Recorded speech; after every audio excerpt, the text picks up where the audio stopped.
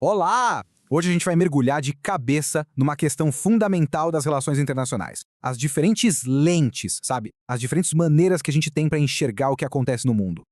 E essa é a pergunta de US$ 1 milhão, né? Como é que se entende um planeta com bilhões de pessoas, mais de 170 países, cada um com seus próprios interesses? É uma complexidade absurda. Para a gente conseguir organizar esse caos de informações, a gente precisa de ferramentas, de um jeito de pensar.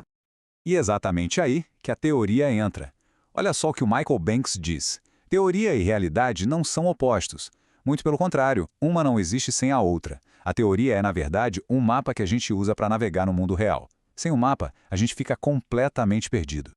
Pensa bem, sempre que a gente olha para um acontecimento global, a gente acaba escolhendo alguns fatos e deixando outros de lado. Mas por quê? Porque os fatos que a gente escolhe são os que fazem sentido dentro do nosso mapa mental, da visão de mundo que já existe na nossa cabeça. O grande problema é que, na maioria das vezes, a gente nem percebe que está usando esse mapa.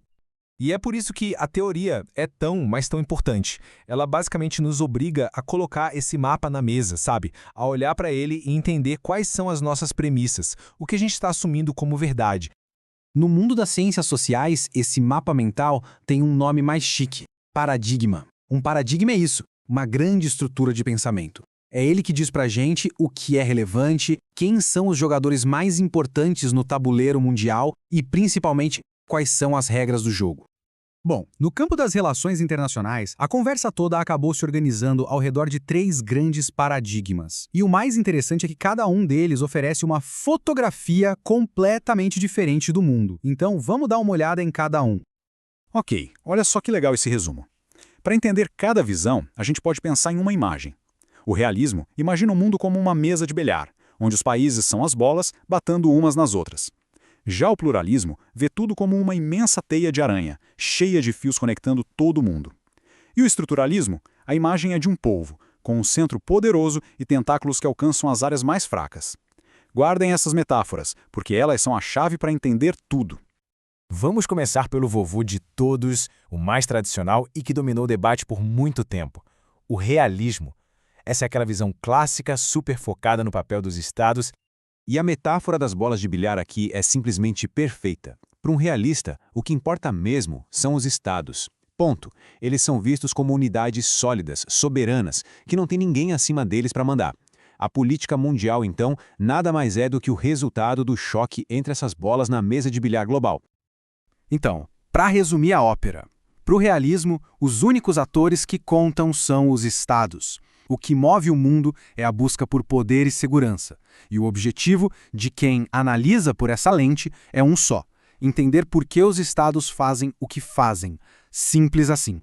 Só que aí lá pelos anos 70, uma galera começou a olhar para essa visão e pensar: será que é só isso mesmo? E foi desse questionamento que nasceu o nosso segundo paradigma: o pluralismo. E aqui, a gente joga a mesa de bilhar pela janela e traz uma teia de aranha. Essa imagem é ótima, porque ela mostra um mundo que não é feito só de estados batendo de frente, mas de uma rede super densa de conexões. São fios que cruzam fronteiras o tempo todo, ligando governos, empresas, pessoas. A grande sacada do pluralismo está aqui, ó. Enquanto o realismo bate o pé e diz que só os estados importam, o pluralismo diz: calma lá. Os estados são importantes, claro, mas eles não estão sozinhos nesse palco. Tem muito mais gente em cena. E aí a lista de atores cresce. Entram as empresas multinacionais, as ONGs, grupos de todo tipo. A dinâmica deixa de ser só sobre poder militar e passa a ser sobre interdependência, sobre como estamos todos conectados. O objetivo, claro, fica bem mais ambicioso. Não é só explicar o que os estados fazem, mas o que acontece no mundo de forma geral. Isso tudo nos traz a nossa terceira e última grande perspectiva. O estruturalismo, que tem uma forte ligação com o pensamento marxista, muda o foco completamente. Ele deixa de olhar para as interações na superfície e vai investigar as fundações, as estruturas econômicas que sustentam o sistema todo. A metáfora do polvo aqui é, uau, muito forte. Imagina um centro de poder econômico, a cabeça do polvo. E dessa cabeça saem vários tentáculos, que são as estruturas políticas, financeiras, culturais, que vão até as áreas mais pobres do mundo para sugar recursos, para extrair riqueza, mantendo essas áreas sempre dependentes. E aqui vem a virada mais radical de todas. Se o realismo e o pluralismo ainda discutiam se os atores eram estados ou vários grupos, o estruturalismo chega e diz: nenhum dos dois. Para os estruturalistas, os verdadeiros protagonistas da história mundial não são países nem empresas, são as classes sociais.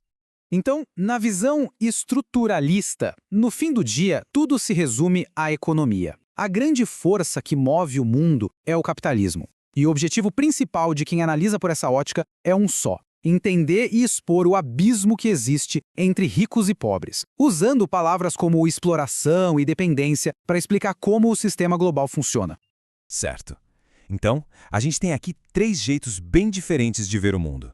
E o mais importante não é tentar decidir qual deles é o certo e qual é o errado. O lance é entender que eles funcionam como óculos, são lentes de análise. E essa é a ideia central. A lente que se escolhe para olhar um problema vai determinar o que parece importante.